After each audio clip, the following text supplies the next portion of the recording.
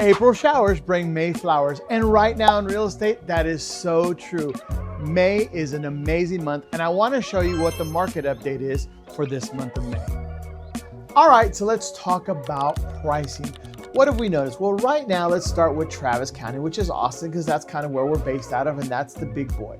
So we see prices have dropped about 1.9% in Austin, but interesting to note that Williamson County is about 4% price drop. But here's the thing, in Hayes is actually staying about flat, and we're seeing an increase. So let's talk numbers about pendings. Here's the thing that you really want to focus on and you really want to pay attention to. There are more pendings than have been in the last 3 to 4 years. Here's another thing we really want to pay attention to about the market. Homes available. There are less homes on the market. Did you know that the listings are down 10% from last year? That's right. There are less sellers putting their home on the market than there were last year. So go back to supply and demand. More buyers, less homes. What's going to happen? Well, we'll talk about that here in a second. But let's talk about a big factor. Many realtors, many buyers have decided to buy brand new, and that's great. Brand new is right now where all the incentives are. You get the warranties. We've talked about why brand new could be great for you. But here's one thing builders are telling us. We're noticing that builder inventory is way down. There's less homes because builders realized that they shouldn't overbuild, and they pulled back. They built less homes this year. But now buyers are in the market buying these homes, so their inventory is down. And a year ago, a couple builders sat down with us and told us that they recognize that there's going to be a demand for buyers. So with more demand, less incentives. They're going to remove their incentives, and we're starting to see this.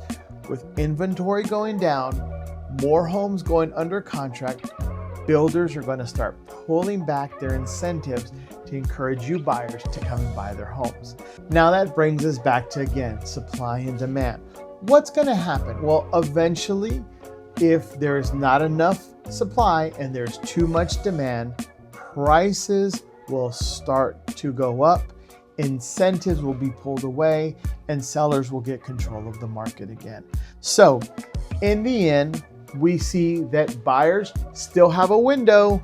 Here's your window to take advantage of incentives, seller credits, good pricing, and fairly good interest rates. Now, interest rates right now, unfortunately, for the month of May and the month of April, were still pretty high, and that has to do with politics. But to be honest with you, with the incentives being offered, buy downs are always a good option to lower your rate. Homes are still available. They're still accessible. Prices are still affordable. If you're a seller, I see sellers having the opportunity to get their homes on the market because you have more buyers looking and less buyers maybe considering only new homes and considering a resale. So I think for the month of May, the numbers showed real positive for buyers. Sellers, they had some encouragement because their homes actually did go under contract, but we'll see what June has in store. So if you liked all this data and information and you want numbers and charts, leave a comment below. Send me a DM. Let's talk. If you're a buyer or seller and you think this is your window, I'm Jaime Elizalde with La Casa Realty Group. We'll talk to you next time.